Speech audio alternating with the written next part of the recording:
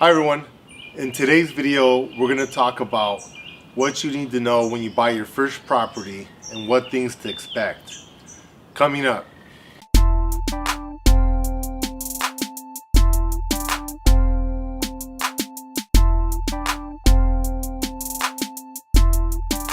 Hi everyone, this is Ernesto from AttaBoyCowBoy. In this channel we give you health and wealth tips to help you be successful. And in today's video I'm with my friend Jeremy here. How you guys doing? Who just bought a new property and he has some questions. He's figuring out how to build up his real estate empire. So he has some questions we're going to talk about today. Okay, so as you know, I just got my first property and I want to do some renovations to increase the value. What are some things that I should keep in mind when dealing with contractors and getting repairs or work done? So we were talking about this a little bit earlier. My brother is a union contractor or a union carpenter, and he makes a lot of money. He makes about 50 bucks an hour, and I learned through him that a lot of these skilled trades are really high demand. So plumbers, electricians are making $200,000-$300,000, a lot of money, more than some of my friends that are doctors and therapists. Yeah. So we as homeowners or people that own buildings, you're gonna pay a lot of money if you need some of these skilled crafts, you know, like electricity or plumbing work done in your house.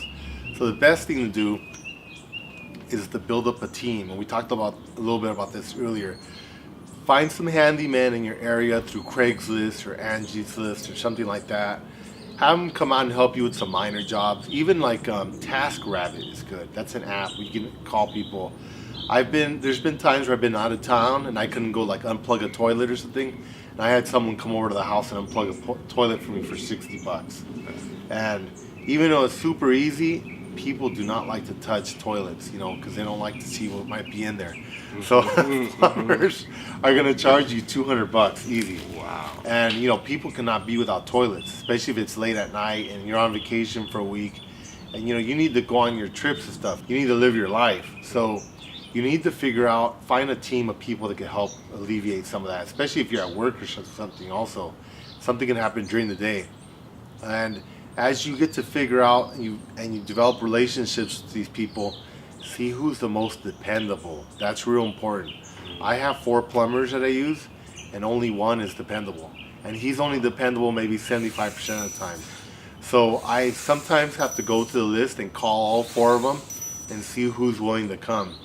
And sometimes when even all 4 of those don't work, I still have to go on TaskRabbit and call someone. But usually I can find someone to fix something if I have a team. So don't get one person, one electrician, one plumber. Get multiple guys, because those guys might be busy. They might not be available. And also learn how to do some of the stuff if you can on your own. Go on YouTube, get some books, practice. You know, if you can't fix it, call your plumber, your electrician while they're there. Sit with them, have them teach you, that we can ask them questions. You know, sometimes I've even like done the repairs under their supervision, just so I know I can learn how to do it, because it's valuable. We were talking earlier, I called an electrician out and he wanted 600 bucks. And he came out, he did the work, it was an hour and a half. I mean, that's a lot of money. You know, changing lights, $250, unplugging a toilet, $200. Those are things you can do in 10, 20 minutes. So that's real important. Figure out like reliable people that you can work with, that you get along with, and that are not going to price gouge you, so you can still make a money. This is a business, so you need to manage all the outputs. You can't be spending a lot of money on materials and on labor and skilled trades, because you're not going to make anything. But obviously you do want to pay them fairly, but you want to develop a relationship where there's a win-win. You're both making some money. So that's the big one. Is you're asking about contractors, right? Yeah. Okay, the other thing is make sure you get things in writing. That costs a lot of conflict. In fact, sometimes people don't like to write stuff down because they get kind of weird. They think you're going to sue them or something like that. So I tell them only to communicate with me through text. Text only. Like, okay, you're going to do this plumbing, you're going to do this electrical, and you itemize exactly what's going to be done. And then you say, okay, you're going to do this toilet, you're going to change this faucet, you're going to do this wax ring or whatever. And you're going to charge me $250, correct? Yes, okay. You get it on text. Because a lot of times, it could just be a simple mistake. like yourself is, you're busy and these guys are busy and they're talking to a lot of people, they may forget the prices they give you. So I like to get it on text because you don't want to have any problems with these guys. You need each other. It's a symbiotic relationship. So I want to make sure that I'm maintaining good relationships with these folks. So I get it in text, and that way when they say, hey man, this just happened to me a few days ago. I had this guy come to my mom's house. He installed a mini split. Yeah. He told me $350. When he was finished, he told me $550. I told him, dude, you told me $350. He goes, no, I didn't. Goes, no way, that's way too low. I said, well, look, here's the text. You just sent it to me like a week ago. He goes, oh yeah, that's right. Okay, all right. But if I wouldn't have showed it to him, he got really upset. He was going to start arguing with me. That would have definitely damaged our relationship. I don't want that. I need his help. So it's in both parties' interest. You don't get ripped off, and so that you can maintain the relationship and get things in writing. Never pay things up front. Never. That's a big mistake. I had this hardwood floor guy. I mean, it's happened to me dozens of times. It still happens sometimes. This guy was doing my floors. He said, okay, I need to buy the materials. And I thought, okay, this makes sense. He goes, yeah, I need to buy the oil, the stain. I gave him $1,000. He disappeared. I called him. I did everything I could. He just disappeared. So, he didn't really need that at that point. He needed to sand the floor first. I really should have had him sand the floor first, do some work, and then pay. So everything you do, pay in arrears. Don't pay up front. They're always going to tell you, I need a deposit. I need a check to get started. Don't do that. They're going to say, I need it because I need to buy materials or whatever. Don't. Make them start the job, make them do some work, and pay them as they go. So that way they don't have an incentive to leave. They have an incentive to actually finish the job. And yeah, that's a really big mistake. And sometimes I get pressured into it. And sometimes towards the end of the job, I already build a rapport with someone. They're like, I'm thinking, yeah, I've been working with this guy for 6 months. He's not going to do anything. He's cool. And I'll pay him. Boom, he'll disappear. And not to say that all handymen and construction people are like that, but they work for themselves and they're used to calling the shots. And a lot of times they have problems with people telling them what to do. And I just think it attracts a lot of people that are independent, free-spirited, I think. And like my brother was telling me, a lot of people that have criminal records go into construction because they don't do background checks and it pays really well. So you might get characters that, are used to a different type of lifestyle. So don't give them the chance to rip you off. The other thing is that materials, like I only buy the materials as they're needed. Because I've had contractors where I bought all these materials from, and then they went into the building and they stole everything. And then they use that to either extort me for some money or not do the job, and they go sell this stuff to someone else. Another one we were talking about earlier is that they'll say, hey, I'm gonna need $10,000 for materials. Go buy all these materials for me, or I'm trying to keep track of what they're buying. So I go buy the materials, and you need to watch what they're doing with the materials. Make sure they're using them. If they tell you to buy 3 sinks or 4 sinks, and you only need 2 sinks, you need to ask them questions. And check on some of the stuff. Don't be afraid to ask questions about why they're needing it, what they need it for. Do it in a curious way, not that you're questioning them, more like you want to learn. Because a lot of times, I'd probably say the number one trick people do is they overbuy materials with your money. When you give them lines of credit at Home Depot, you say, hey, because Home Depot will allow that. You can have what's called a pro account. Lowe's does the same thing. A lot of hardware stores do it. You say, hey, I'm busy. I'm just going to open a line of credit. I'll let my plumber buy the stuff he needs. And you get billed for it. It's very convenient, but it's going to cost you a lot of money. Like anything else in life, when you're lazy, you're going to pay for it. So if you're lazy and you do that, I have a lot of friends that do that. They're doctors and therapists and professionals. And I get it. Your opportunity cost is high. You're busy. But, this could cost you thousands. I just had a plumber a few days ago. I estimated the materials to be worth about $7,000. He told me that it was going to cost $10,000 and up. And he told me to give him my credit card to go buy it for me. I told him, hey, you know what? I'm only thinking it's going to be about $7,000. He said, well, what's a few thousand? It's a lot of money. All right, so what's a few thousand to you then? So you don't want to be put in that type of situation, and you don't want to have to be arguing with people or suing people or taking them to small claims court. That's very time intensive. So avoid that whole situation. Get it in writing or get it in text. Pay in arrears and keep track of stuff. And I like to show up at the jobs unannounced when they're working. Whenever I have time, and just take a look around for a few minutes and just show that I have an interest and show that I'm looking at stuff. You know, I did this construction project on this house for this guy. And I hired a whole team of guys. And I was really busy. I was working a lot in the clinics. Mm-hmm. And I kept texting this one guy, and he would take hours to respond. And several times I showed up, he wasn't there. And this guy was actually my sister-in-law's brother. Mm-hmm. So it's kind of related to me. Mm-hmm. And I asked the guys, where is this guy? What's going on? And they said, I don't want to get involved. I said, tell me. They wouldn't tell me. So I started sitting outside, and I said what I learned was this guy was showing up in the morning. He would text me and take a picture of what he was working on, which is what I was requiring everybody to do. Mm-hmm. Then he would disappear the whole day and come back at the end of the day before I got off work. And when I got off work, he was working on the same thing. Wow. So I was paying this guy for weeks on end, and he wasn't actually doing the work. So that's another thing. Paying people by the hour can be tough because you don't know what they're doing if you're not there to micromanage. And you don't really want to do that either. Mm-hmm. So whenever possible, try to get multiple estimates for a job and pay someone for a job so they can do it at their leisure, at their time. You don't have to be managing their time for them or worrying about whether or not they're wasting, overcharging you for the time. That's big. So contractors are your friends. You need them, but they can be your worst nightmare. You can end up in a lot of lawsuits because of them. We've had a lot of problems with that, with lawsuits with them. They can put liens on your property. There could be a lot of issues. So make sure when you start, also get a picture of their ID, get a picture of their license. Oh, another thing is probably half the guys that I've met, they lie about having a contractor's license. They'll put a contractor's license on a contract and it's a fake one, or it belongs to someone else. So I like to ask them for their name and look up the license. It takes like 30 seconds. You go online, Google Department of Consumer Affairs contractor's license. It comes up a little window. You punch in the 10-digit number, it'll come up. It'll show the name of the person. And you're going to see a lot of the guys that you're going to meet, it's not going to be the person that's working for you. Oh, wow. It's a very common thing. I have had it done to me many times. So, sometimes they don't need to be licensed to do the job, but what they'll do is they'll use the license to charge you double. You don't want to pay contractor prices for a handyman.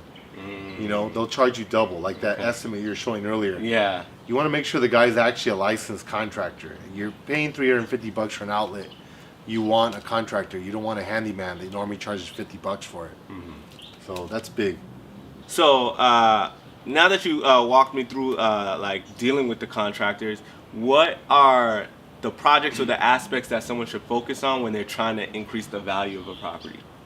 Okay, so look at your house as if you're going to sell it. And I want what you could do is, I like to talk to real estate agents, and I talk to my lender, and I also talk to the property appraisers. So if you bought your property recently, you probably had an appraiser come out. Get a copy of your appraisal report and review it. And those are usually like 30, 40 pages. And there's a lot of information in there. And that's where you learn some very, very interesting things. That's where I learned that trees were worth $10,000. So fruit trees can be worth up to $15,000. Oh, wow. And then over the years, I talked to bankers, I talked to other appraisers, and they said, yeah, mature trees are worth a lot of money. A lot of people are busy chopping their trees down because they're actually reducing their property value.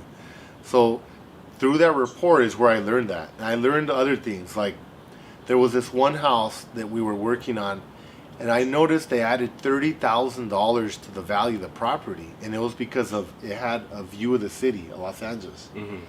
And I thought, wow, okay.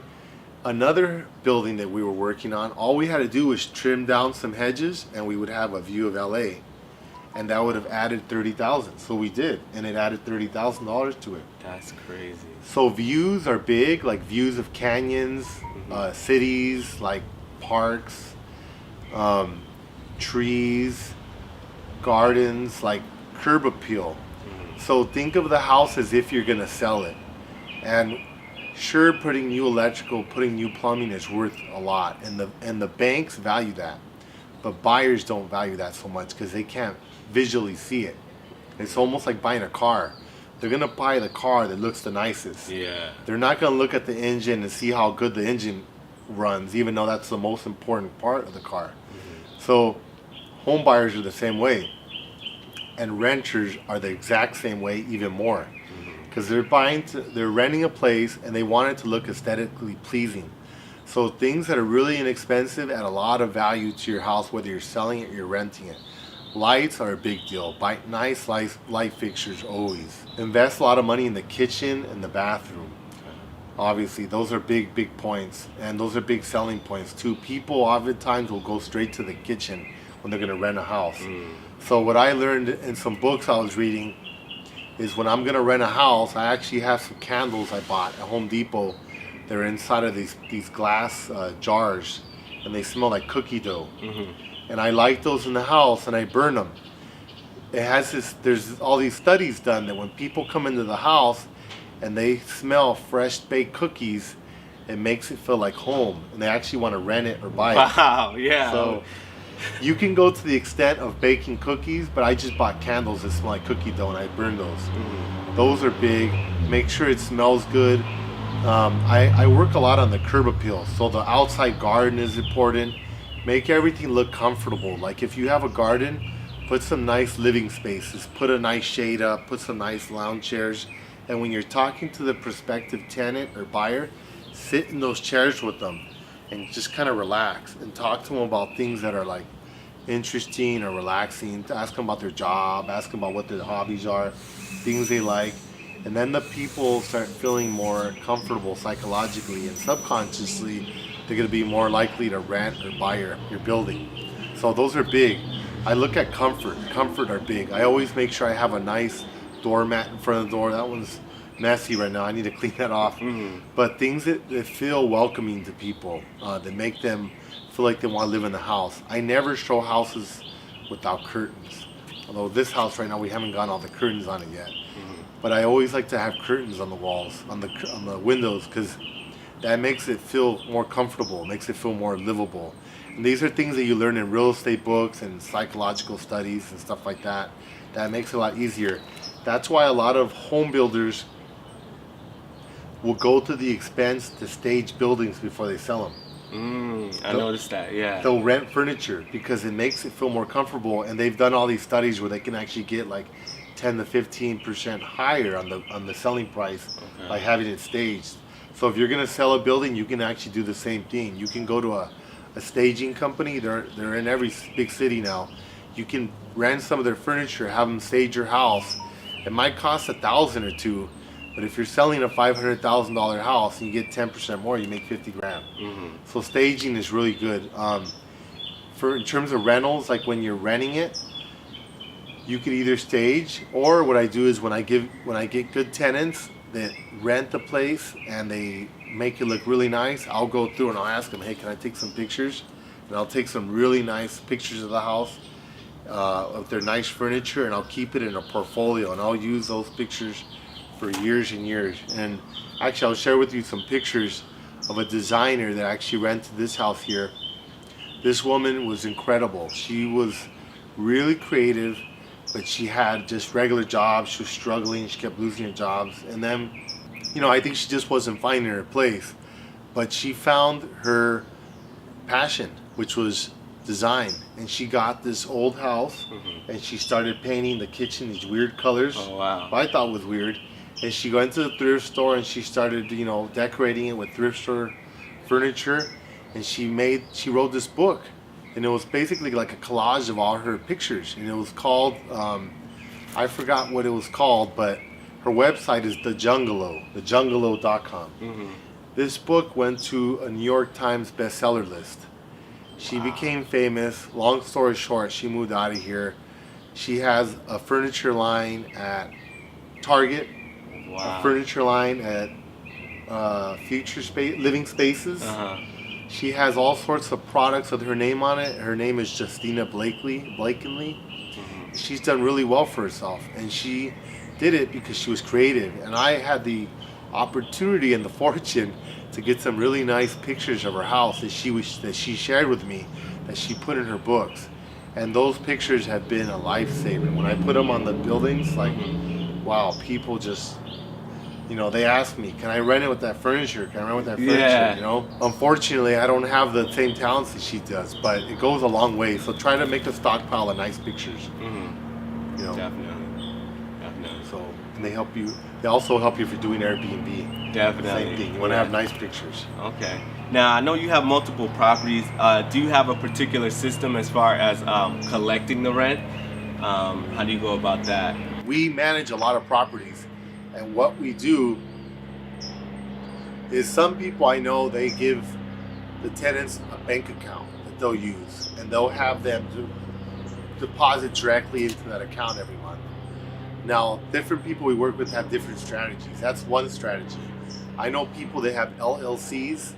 They'll have a bank account just for that LLC because it's easier for taxes to show the inflows and outflows.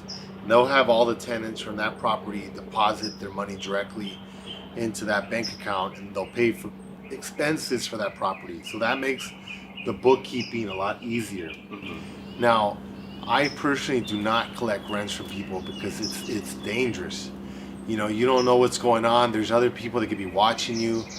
We've been robbed before. We had mailboxes that were locked where we had people that would come drop rent off every month. And it could have been those same tenants. It could have been their friends. It could have been neighbors. I don't know who it was. We don't tell anybody, but people would actually break in. And sometimes we had tenants that were paying cash, and the cash was stolen. So, it's hard to say who did it. So we've learned over the years, now we put cameras up, and we use secured mailboxes. We put these mailboxes that are like really strong metal. They're like made out of iron. And we allow people only to pay in checks. No cash, never. Because cash is just too many problems. It attracts too much attention. If someone were to steal all your mail, you can cancel checks. I'll accept cashier's checks sometimes, but I really don't like those either. I tell people to use checks because cashier checks can be the same issue. But if the person keeps the receipt, they can go cancel it and get their money, but it takes time.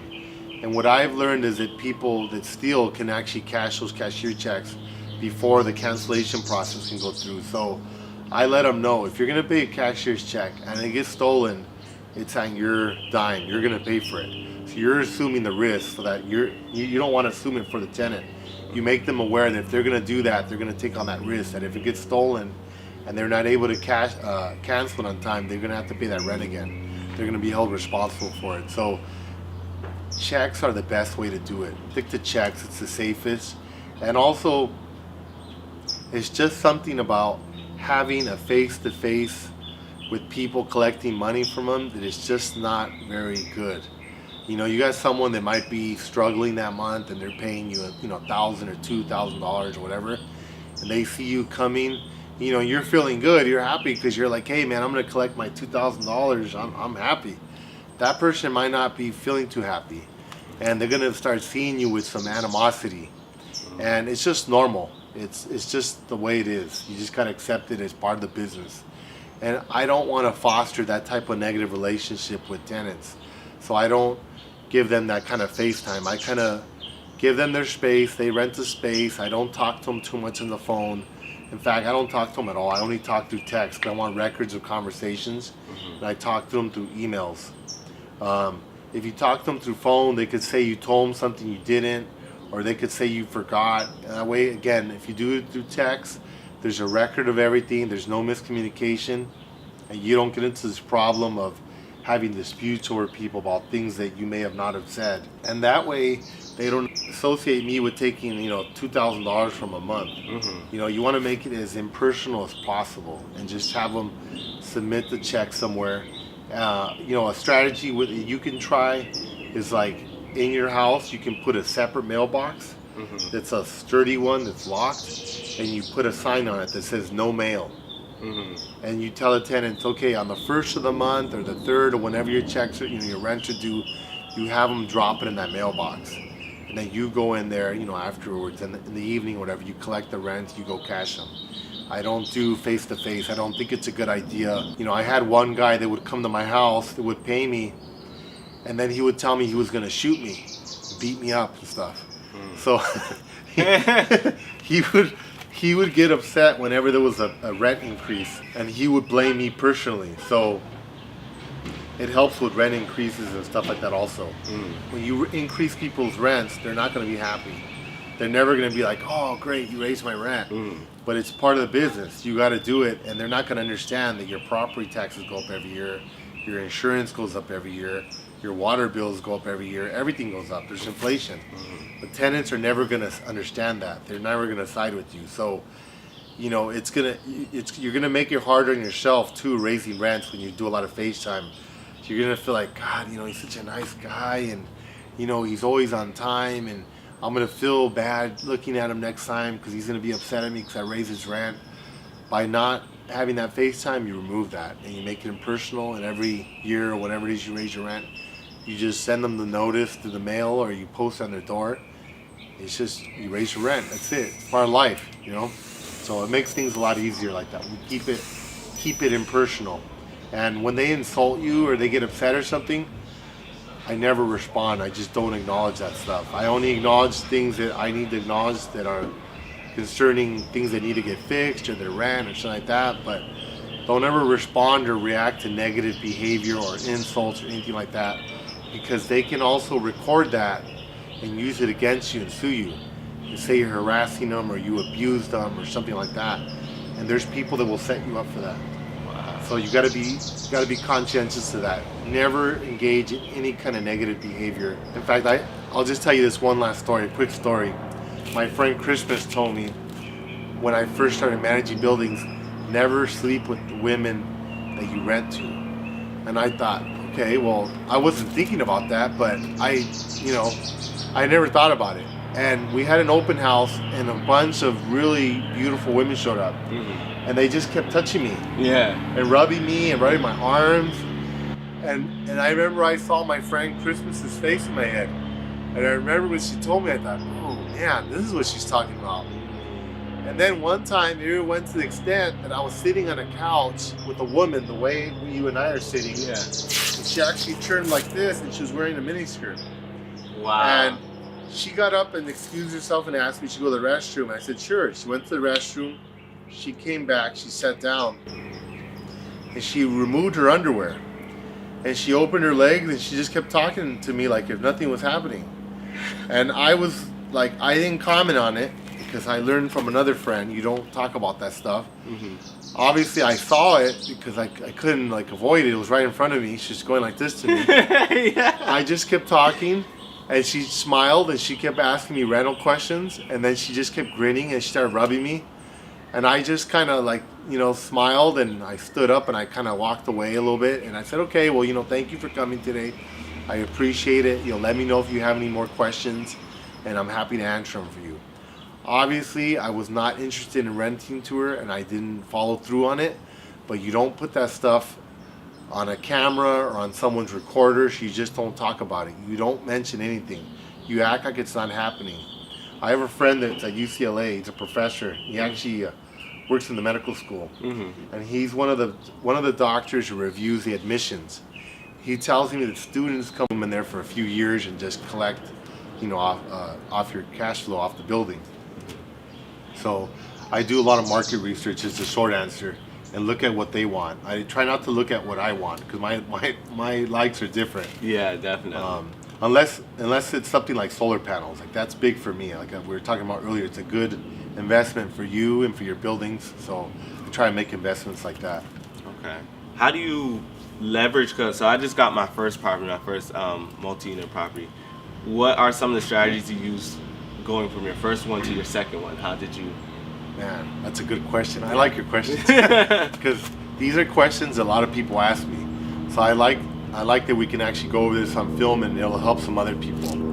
So actually in the United States, it's really easy to scale up. Now, if you've never bought a house or you just bought your first house, you're probably thinking, what do you mean it's easy? It's easy. Fortunately for us in the United States, there's a lot of money available and we have really low interest rates. People here have no idea.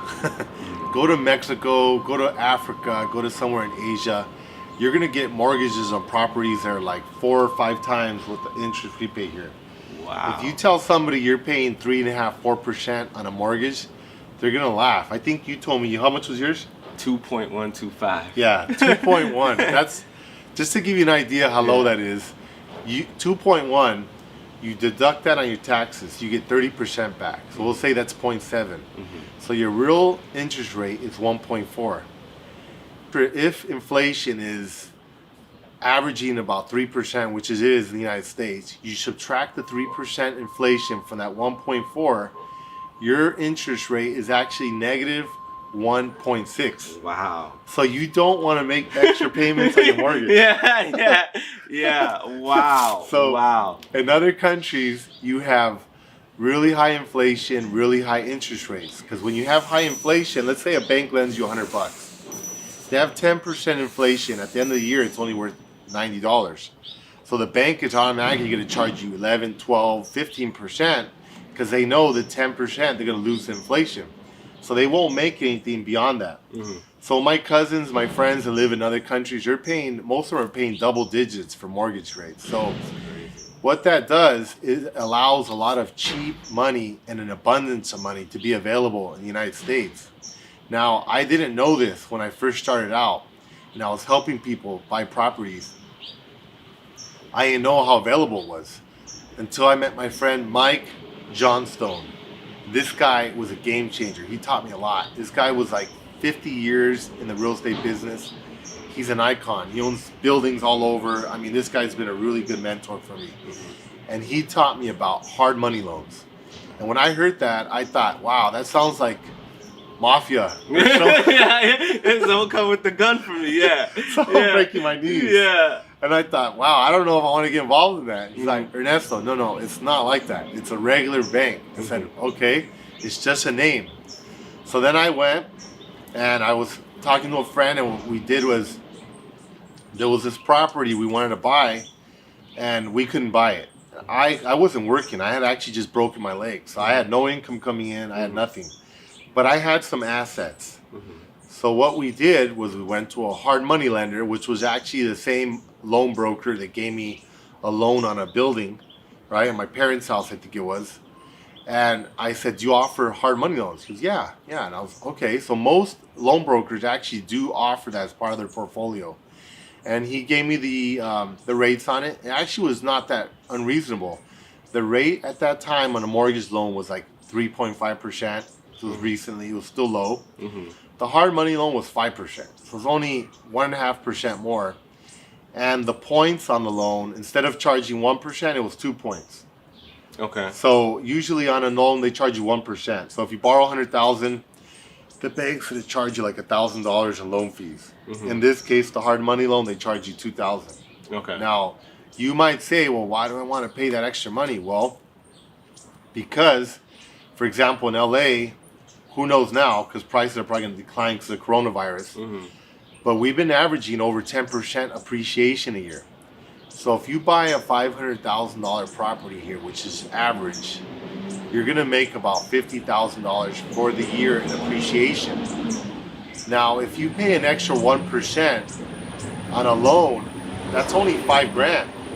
So do you mind paying $5,000 in loan fees to make $50,000? Yeah. So you need to spend money to make money. And a lot of people don't get that point, and that's why they don't get wealthy, because they have the scarcity mentality. They're afraid to invest, they're afraid to take risks, and they don't want to, they try to save money. I try to save money wherever I can, but on certain things you can't. So on this particular property with my friend, we took out a hard money loan at the 7%. We bought the property at $440,000. We spent $70,000 fixing it up, so our cost came out to $510,000. In 1 year, we appraised it, and to refinance the loan into a regular loan that paid 3.5% instead of paying the 5%, and it appraised at $850,000 after we did the repairs. Oh wow!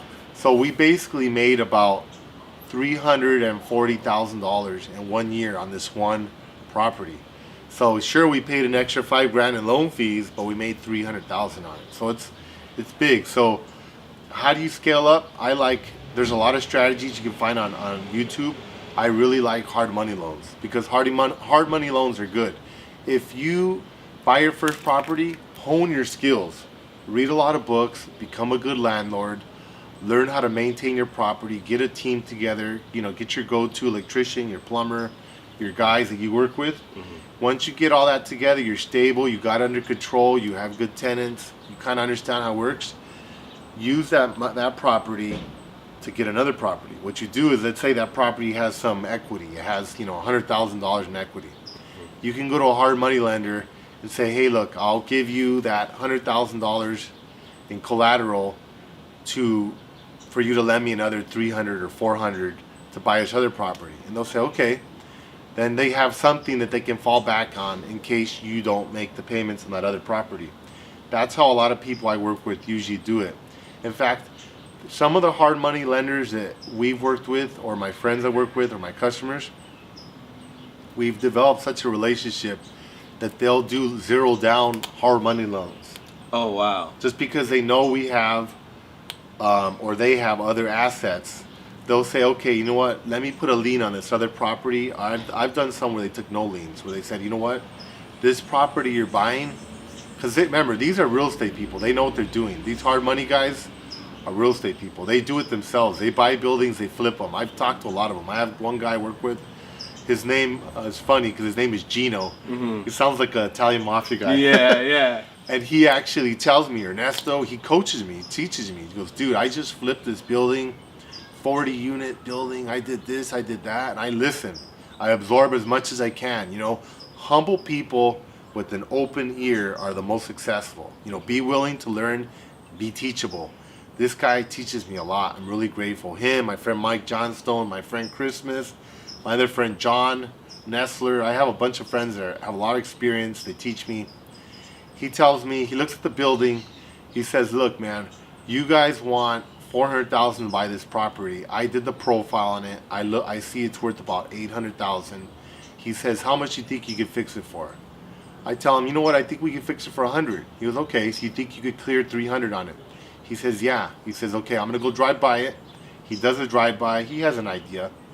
He says, you know what, you're right. I think you can make $300. I'm going to lend you the $400,000 at whatever, 8%, 9%. He charges a little more. He gives us the loan. We buy the property. At the end of the day, some of these guys, like him, they have this big pool of money. And it's not all theirs. Some of it is investors. Because I remember last time he had me speak to the investor who was going to actually lend us the money for the hard money loan. And he was a retired gentleman from Palm Springs, and he was an Orthodox Jew. And I remember I was talking to him on the phone, really nice guy, and he just had a few questions. I think he just wanted to get a feel that I knew what I was talking about, what I was doing. I talked to him for 5 minutes. He felt comfortable. He talked the hard money loan. He told him, you know what, lend him whatever he wants. He lent us the money with nothing down. We got the property. We paid him back in a year, and then you refinance into a lower interest loan. Okay.